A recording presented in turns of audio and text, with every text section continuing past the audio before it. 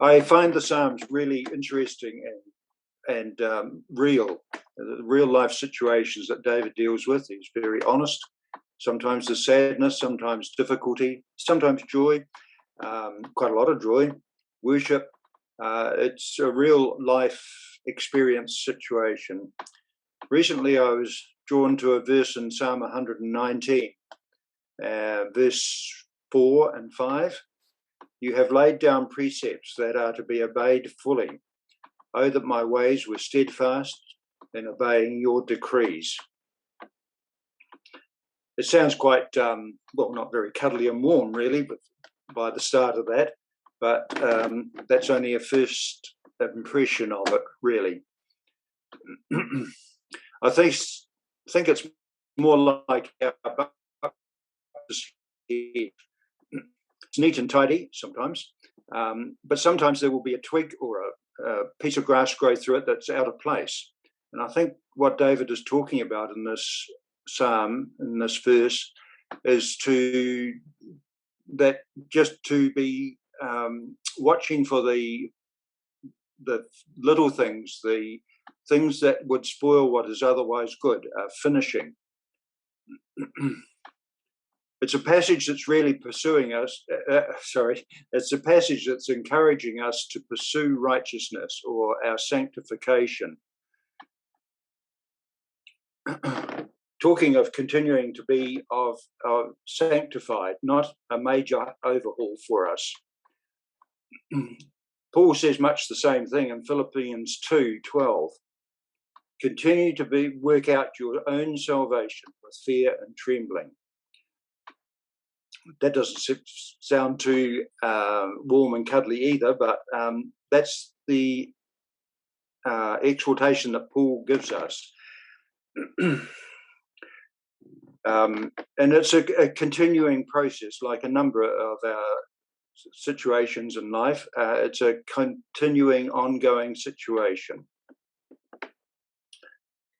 Precepts and laws sound quite formal, and I think they are. But these are the ways to be righteous. Years ago, I was thinking about righteousness and holiness, and the best definition I came up with for righteousness was doing the right thing, which puts it in a wee bit of a different context and a wee bit different sounding to righteousness itself. In verses 1 to 3, David has said, "Blessed are those whose ways are blameless, who walk according to the law of the Lord. Blessed are those who keep his statutes and seek him with all their heart." So it seems that David was looking for blessing, and he was indeed. And the way he got there was obeying the law of the Lord. And then those people who obeyed the law and reached that level of righteousness, of rightness of life, were blessed. So he was seeing being blameless got him to a position of being righteous, and being righteous, blessing came. In the New Testament, it's rather different because we are blessed first. In Romans 5:8, but God demonstrates his own love for us in this, that while we were yet sinners, Christ died for us. So the blessing comes to us first, then we become blameless, and then we become righteous, and then we're blessed again in our Christian life. So the order is sort of reversed. Years ago, when I was young, primary school, there was a movie actress around who had certain attractions for the male of the species and worked on that. And I remember seeing in the newspaper once that she described God and thought of God as somebody that she just could climb up on his knee and cuddle in. And I thought, even in my primary school days, that doesn't really seem right. If God is God, I don't think it's quite as easy as that, particularly with the sort of life that you have been living. And God is high and above us. His precepts are not negotiable. They're not sloppy. They're not bendy. And we need to recognize that basically, and at the start of things, God is holy. He's awesome. He's fearful. He's all-powerful, all-knowing God. And foundationally, we're not dealing with a mate down the street for a treat. We are dealing with the maker of the universe, the perfect, holy, the perfectly righteous God that is all-powerful, all-knowing, and all-present.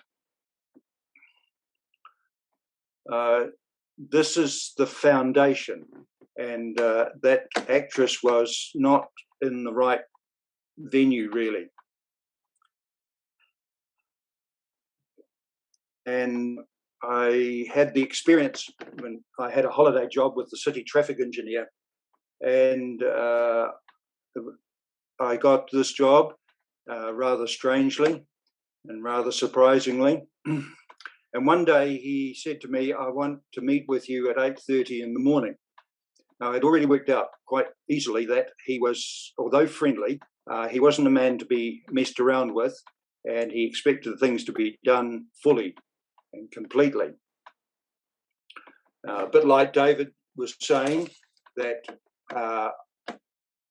your precepts have been laid down and they are to be obeyed fully.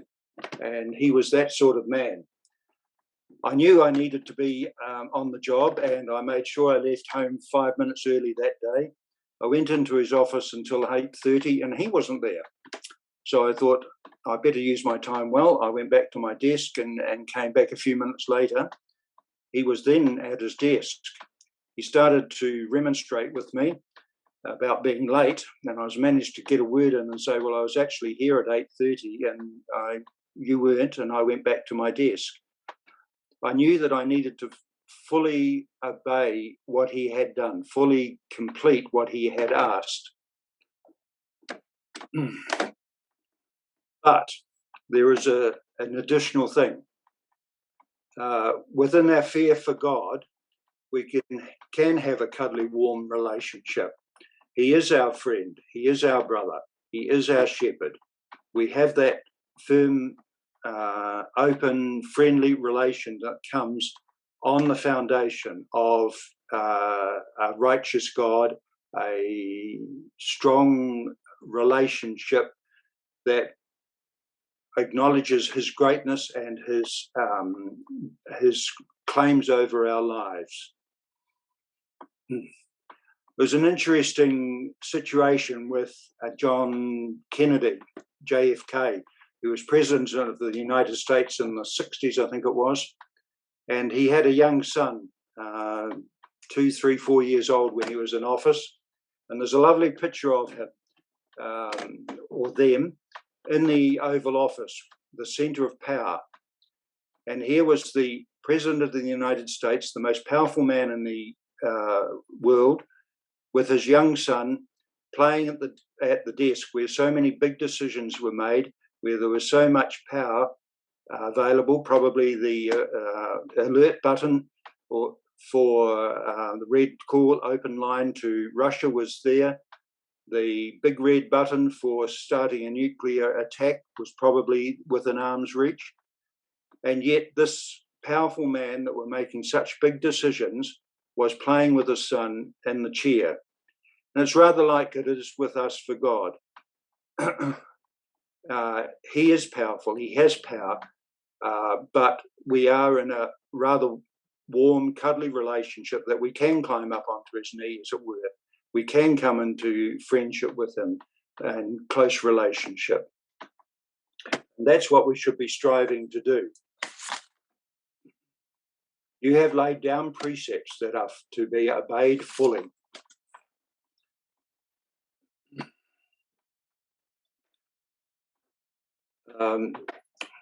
But also, David is very honest, and I like his honesty in the Psalms. Oh, that my ways were steadfast in obeying your decrees. And Paul knew this, again in Philippians chapter 3.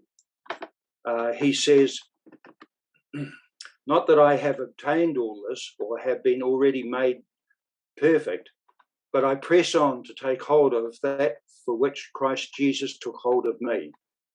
And in Romans 7, he puts it very clearly and very plainly, and I think very similar to my experience.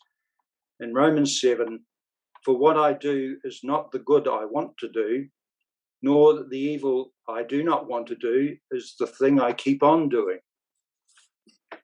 But Paul recognized that we were like David, and we needed to, that we do things that we don't want to do, that our ways aren't the ways that we want to travel and to honor God with. He also said, brothers, I do not consider myself yet to have been taken hold of it, but one thing I do, forgetting what is behind it, straining towards ahead, pressing. He talks about pummeling his body in one place in Scripture, and that word actually means the obedience that a slave had, that and that the master had that slave trained to do what he wanted when he wanted to do it. And that's one of the things that we can do to obtain our relationship with God, to keep our feet on the right path, that our ways are steadfast in obeying his decrees. In Romans 6:11, Paul says, in the same way, count yourselves dead to sin. We're not actually dead, but he says count or reckon yourselves into thinking that you are dead to sin. When my brother came to see our house and section, he looked at the part of the section that has a cliff several meters high, and he was keen to build a house over that. If a builder did that, he would have to reckon and take into his calculations, both in this construction method and the cost, what that would be. And Paul has that same idea. You reckon, you build into your thinking that you are dead to this sin. If it crops up, you regard it as dead, and you're dead to it, and you don't respond to it. Not easy to do, but it's a good way to view it.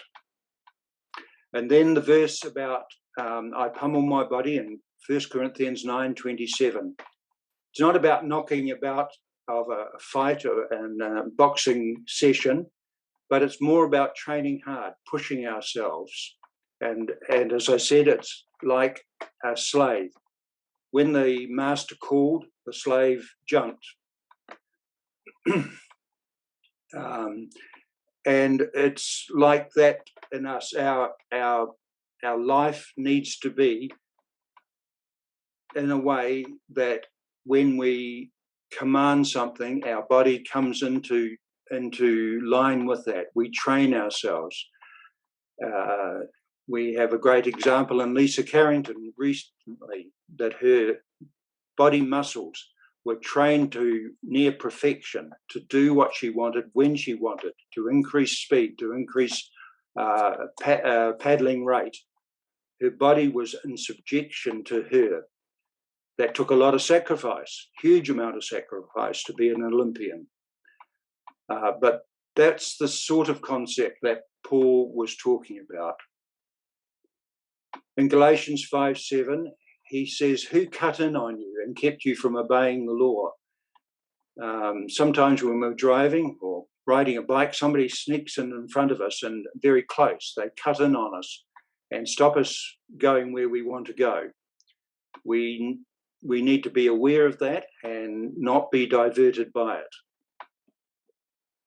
One of our sons has a saying that has been very valuable to me, and he's encouraged us, exhorted us, that when things are going wrong, when we want to make a wrong decision, he says, what's the lie I am believing?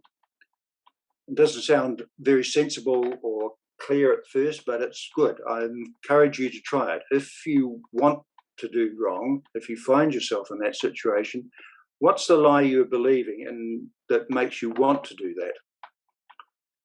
And in Ephesians 4:23, Paul says, put on the new self, created to be like God in true righteousness and holiness. And remember the Lord's own words, my yoke is easy, my burden is light. So when we think of David, our aim is that the Lord has laid down precepts that are to be obeyed fully, completely, totally. The Buxus hedge needs to be touched up here and there and time to time. But oh, that my ways were steadfast in obeying your decrees. Go well, be strong, and be trimmed.